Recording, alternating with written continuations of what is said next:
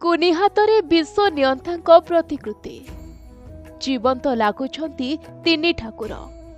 ସତେଅବା ବଡ଼ଦାଣ୍ଡରେ ଗଡୁଛି ତିନି ରଥ। ବିଶ୍ୱ ପ୍ରସିଦ୍ଧ ରଥଯାତ୍ରାର କଳାକୃତି ନିର୍ମାଣ କରିଛନ୍ତି ଜଣେ କୁନି ଭକ୍ତ।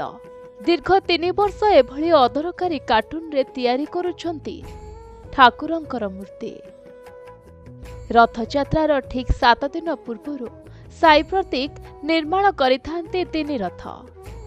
ଚଳିତ ବର୍ଷ 1.5 ଫୁଟରେ 3 ରଥ ନିର୍ମାଣ କରିଛନ୍ତି।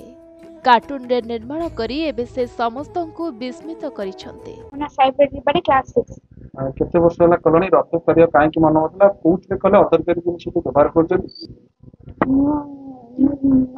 ଜଗନ୍ନାଥ ଭକ୍ତି କରେ। ମୁଁ ସବୁ ବର୍ଷ ରବିବାର ଦେଖିବାକୁ ଯିବାକୁ ଚାହେଁ। ନ ଯାଇପାରିବାରୁ 3 ବର୍ଷ ହେଲାଣି ମନ କରୁଛି ଓ ମୁଁ ଅଦରକାରୀ କାଗଜରେ ଏହା ତିଆରି କରି ମୁଁ ସମସ୍ତଙ୍କୁ କହିବାକୁ ଚାହୁଁଛି ଅଦରକାରୀ ଜିନିଷରେ ବି ଭଲ ଭଲ ଜିନିଷ ତିଆରି ହେଇପାରେ। ମୁଁ 3 ବର୍ଷ ତିଆରି କରିଛି ନନ୍ଦିଘୋଷ ତାପରେ ବହୁତ ଅଦରକାରୀ ଜିନିଷକୁ ଏତେ ଅଦରକାରୀ ଜିନିଷ ଆମେ ଯୋଉ ଫୋପାଡ଼ି ଦେଉଛେ ସେଇ ଜିନିଷରେ ନୂଆ ଜିନିଷ 3ଟା ତିଆରି କରିଛି। ଆମେ ତାକୁ ଦେଖି ବହୁତ ଖୁସି ଲାଗୁଛି। ସେ ପିଲା ଆମରି କ୍ଲାସରେ ବହୁତ ପିଲା ଆସୁଛନ୍ତି ଦେଖିବାକୁ କେମିତି ତିଆରି କରିଛି। ଆମେ ସେଇ ଆଗ୍ରହ ସହିତ ଆମେ ବି ଆର୍ଥରକ ସେମିତିକା ତିଆରି କରିବୁ।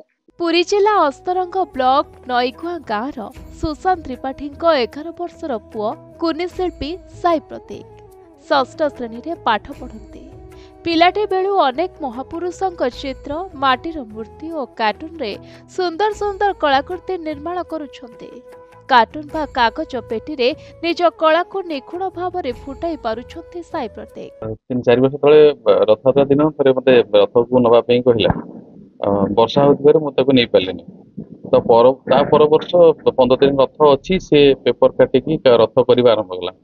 ତା ପାଇଁ ଯାହା ଇନଷ୍ଟ୍ରୁମେଣ୍ଟ ଦରକାର ଅଠା, ରଙ୍ଗ, ତୁଳି ମତେ ମାଗିଲା। କଣ କରୁଛୁ ଏମିତି ନା ମୁଁ ରଥ 12 ବର୍ଷ ମତେ ନେଲନି, ଏଥର ମୁଁ ରଥ କରିବି ବୋଲି 3 ବର୍ଷ ହେଲାଣି ସେ ତାର ରଥ କରୁଛି। 3ଟି ରଥ କରୁଛି ଏବଂ ସ୍ୱତନ୍ତ୍ର ଭାବରେ ସେଇ ବର୍ଷ ସେ ଜଗନ୍ନାଥ, ବଳଭଦ୍ର, ସୁଭଦ୍ରାଙ୍କ ମୂର୍ତ୍ତି ବି ଆଣିକି ପୂଜା କରୁଛି ଘରେ ଏବଂ ରଥଯାତ୍ରା ଦିନ ସେଇ ମୂର୍ତ୍ତିକି ସେ ରଥଯାତ୍ରାରେ ବ୍ୟବହାର କରୁଛି। ପାଠ ପଢ଼ାରୁ ଟିକେ ଫୁର୍ସତ ପାଇଲେ ସେ କଇଁଚି, କାର୍ଟୁନ, ଅଠା ଏଭଳିକି ଅନେକ ସାରା ଜିନିଷ ଧରି ବିଭିନ୍ନ ପ୍ରତିମୂର୍ତ୍ତି ନିର୍ମାଣ କରିବା ପାଇଁ ବସି ପଡ଼ନ୍ତି।